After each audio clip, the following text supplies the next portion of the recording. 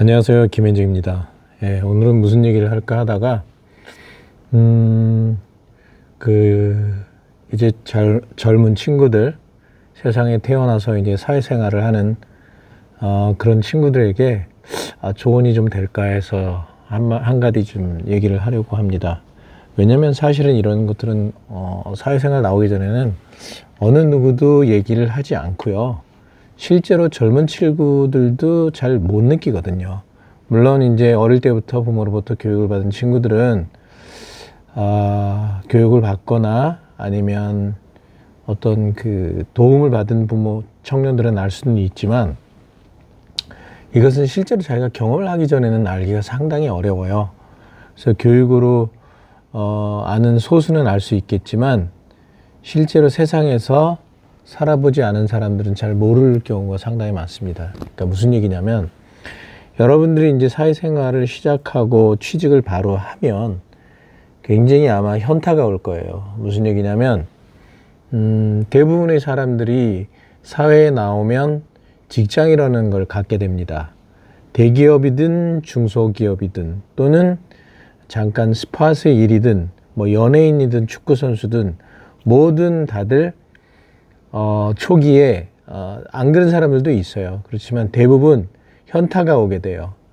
현타가 온다는 말이 무슨 말이냐면 내가 예전에 꿈꿨던 사회생활, 세상에 대한 생활이 전혀 내가 꿈꿨던 것과 현실하고 이 괴리감이라고 해야 될까요? 예. 실질적으로 여러분들이 대기업에 취직을 해도 많은 청년들이 직장을 그만둡니다. 그 이유는 뭐냐면 내가 받는 월급도 그렇지만 내가 새 직장에 사는 일이 어떤 보람, 어떤 희망, 즐거움, 재미 이런 것과 상관없이 그냥 돌아간다는 걸 느끼게 돼요. 그러니까 나는 부품의 그 조직의 하나의 부품일 뿐이지 그 이상도 그 이하도 아니다라는 생각을 하게 되는 겁니다. 특히 뭐 스카이라고 출신, 뭐 서울대든 뭐 연고대든 출신으로 대기업이라고 기분 좋게 양복 입고 딱 들어왔는데 대부분 보면 다 같은 수준이에요. 그러다 보니까 그 중에 뛰어나지도 않고 별 볼 일도 없고 때로는 평범한 사람 중에 하나일 뿐이지 그냥 개개인이 일 시켜 먹는 그런 정도고 시간 지나면 월급 받고 아침에 일어나면 정신없이 출근하고 저녁 늦게까지 일하고 물론 요즘은 옛날같이 그렇게 늦게까지 일을 하진 않지만 그리고 한 달 지난 다음에 받아보니까 월급이 뭐 남들보다 좀 많은 것 같기도 하고 아닌 것 같기도 한데 풍족하진 않고 그러고 더 웃긴 거는 거기서 이제 현타가 오는데 어떤 일이 벌어지냐면 돈을 좀 모아서 집을 사려고 봤더니 감당이 안 되는 수준인 거예요. 이게 왜 그런 거 하니? 이건 예전부터 어떤 그 쌓여왔던 현상이기 때문에 과거에는 사실은 국가에 돈이 별로 없었어요. 그런데 많은 사람들이 직장을 다니면서 해외 수출하면서 돈을 벌다 보니까 시중의 유동성이 많이 늘어납니다. 그러면 어떤 일이 벌어지냐면 자산 가격이 오르게 돼요. 돈 가치가 떨어진다는 얘기예요. 돈의 양이 늘어났기 때문에. 과거에는 돈의 양이 별로 없었기 때문에 적은 돈으로 땅이든 집이든 뭐든 사는 게 가능했지만 어느 순간부터는 시중의 유동성이 늘어나기 때문에 내가 예를 들어서 성인이 돼서 취직을 하고 나서 월급을 딱 받았더니 미리 우리 아버지, 우리 형님, 우리 할아버지가 돈을 벌어서 세상에 돈의 양을 늘려놨기 때문에 결국에는 돈이 많은 곳에서 태어났기 때문에 집을 사려고 하니까 집값이 상당히 높은 상태인 거예요. 그러니까 요거는 그나마 좀 어느 정도 시간이 지나서 느끼는 거지만 초기에 한 달 월급 받고 뭘 하냐면 오마카세라는 걸 합니다. 예? 맛있는 것도 먹고 좋은 차도 사고 싶고 물론 부모가 잘 나가고 부모가 돈이 많고 자녀가 딱 한 명만 있다 그러면 충분히 물려줄 수 있어요. 그런데 부모 중엔 아무리 좋은 회사에 정규직으로 있었다고 하더라도 오래 살면 자신들이 벌었던 돈을 다 써야 돼요.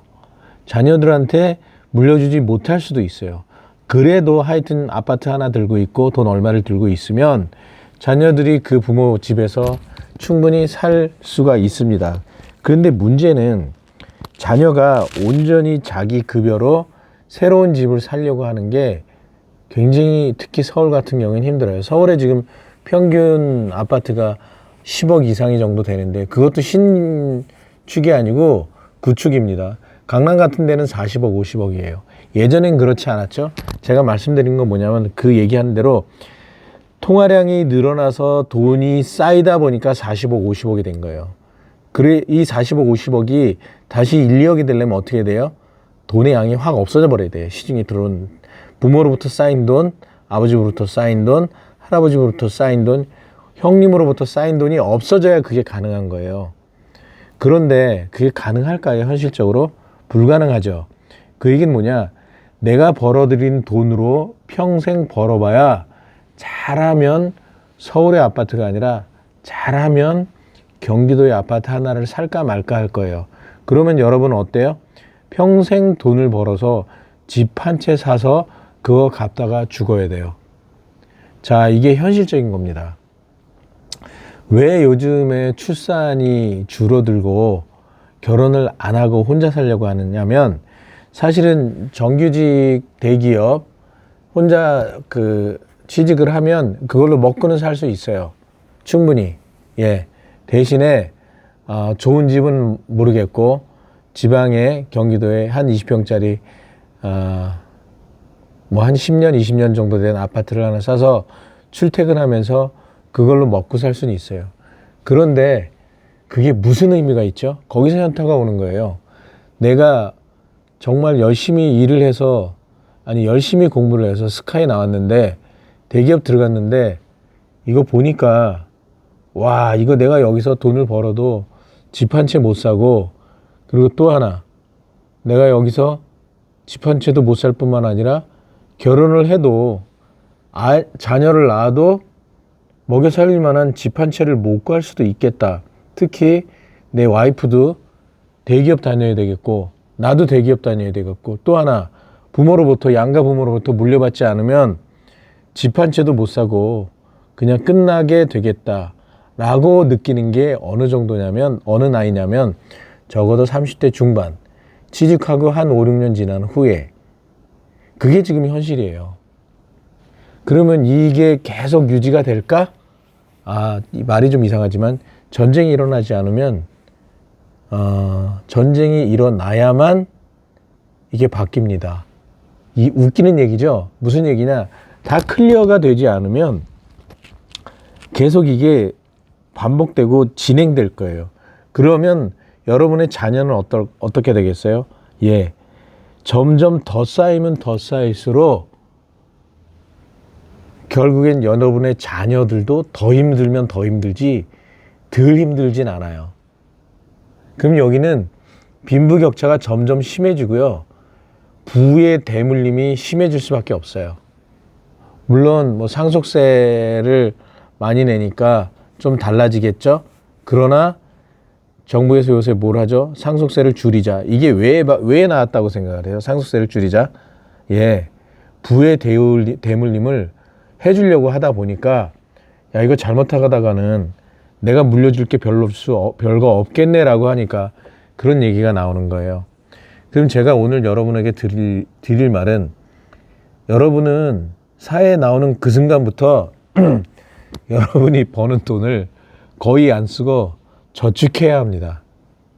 그래야 여러분의 삶이 그나마 온전히 평탄할 거예요. 어느 날 내가 뒤돌아봤는데 내가 벌은 돈이 별로 없어. 다 써버렸어. 그러면 여러분의 삶이 어떻게 될 것 같아요? 예, 정말 앞이 잘 보이지 않고 깝깝할 거예요. 그러면 여러분들한테 선택은 있어요. 뭐냐? 그동안 모았던 돈을 가지고 지방으로 내려가는 수밖에 없어요. 그게 나쁜 건 아니에요. 지방으로 내려가는 것이 나쁜 건 아니고요. 지방으로 내려가서 살 수는 있어요. 다만 여러분이 결혼을 하죠. 그러면 여자분이 내려가려 할까요? 절대 그렇지 않습니다. 이혼하자고 그럴 수도 있어요. 그러면 여러분은 평생 혼자, 사실 남자가 가장 큰 문제는 뭐냐면 외로움이에요. 실제로 남자들이 여자보다 더 외로움을 많이 탑니다. 그래서 결혼을 하는 경우가 굉장히 많은데, 여러분은 그러면 고민을 하셔야 돼요. 혼자 살다가 지방으로 가서 좀 마음 편하게 여유롭고 살다 죽을 것인가, 대신에 외로움은 따라다닐 겁니다. 그게 아니면 열심히 저축을 해서 와이프랑 똑같은 소득으로 돈 벌어서 조그마한 아파트 하나 사서 경기도에서 살다가 끙끙거리고 죽을 건가, 아니면 그래도 부모가 좀 괜찮은 부모면 물려받는 유산으로 그나마 좀 살 것인가. 그런데 부모들 중에 본인들 쓰기에도 다 모자라신 분들 너무 많아요. 현실적으로.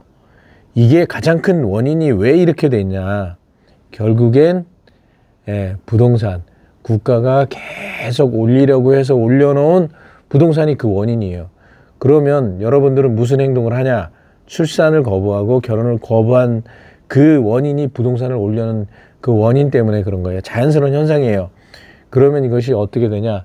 제가 봤을 땐 지금은 아니지만 적어도 한 20년 내지 30년 후에는 부동산이 스스로 가라앉지 않을까 하는 생각은 좀 들립니다.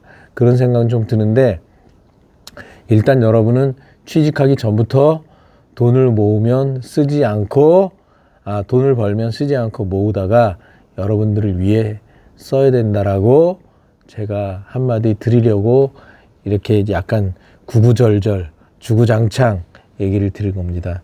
이상입니다. 김현정이었습니다.